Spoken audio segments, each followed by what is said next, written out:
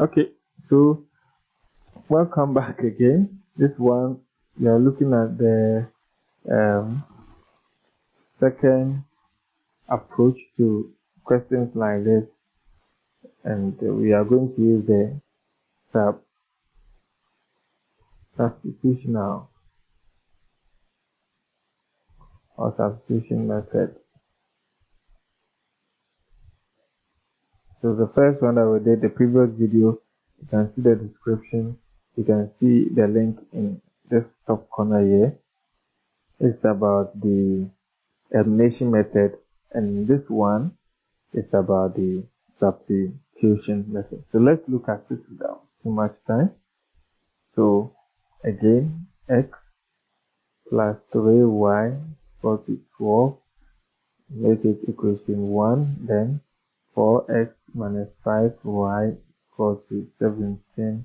That is equation 2. So when we move on further with this one, we'll pick from the first equation. Let's use the first equation. We can choose the second equation too. First equation is 5x plus 3y is equal to 12. We want to make x the subject. So we have 5x here equal to 12. This 3y will cross the equal to sign here to become negative 2 minus 3y. So that we want to make x the subject, divide both sides by 5. So we're going to get 5x over 5, then 12 minus 3y all over 5. This one cancels this one. So then we get our x is equal to 12 minus 3y over 5. That is equation 3. There is a substitutional method. So what we're going to do is we're going to put x equals 12 minus 3y all over 5 into equation 2. So our equation 2 is 4x minus 5y equals 17, where our x is equal to 12 minus 3y over 5. So then, if you have to substitute our x into the equation, we have 4 is multiplying 12 minus 3y all over 5 minus 5y equals to 17. Equals to 17. Then we open the bracket. Okay, we open the bracket. So 4 here is going to multiply what is in the bracket, and we're going to get 4 times 12 is 48 minus 4 times 3 is what? 12y all over 5. Then you have a minus 5y equals to 17. Now we want to get rid of this fraction or this 5 here. We have to get rid of the 5 here. So what we are going to do is to multiply through our equation by what? 5. Multiply through by equation by 5. So we are going to get 5 is to multiply 48 minus 12y all over 5 here, and it is multiplying the 5y here, and it's multiplying the 17. Sorry. Multiplying the 17 here. Okay, so let's get back to it. So then this 5 here will cancel this 5, so we'll be left with 48 12y.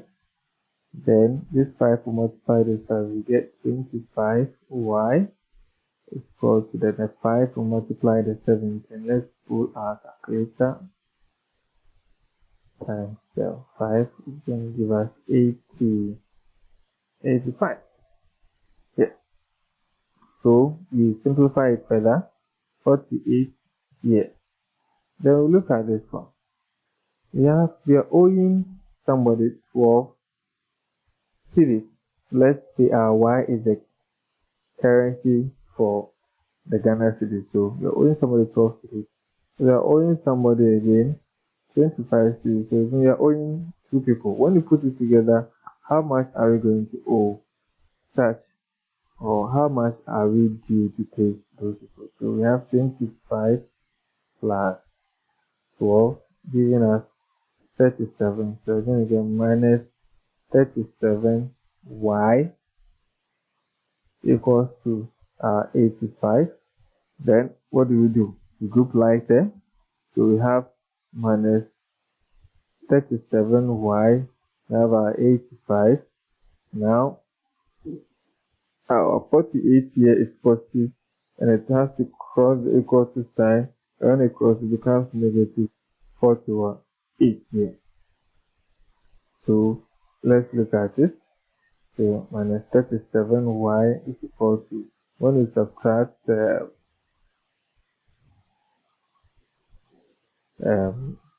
48 from 85, we'll be left with 37.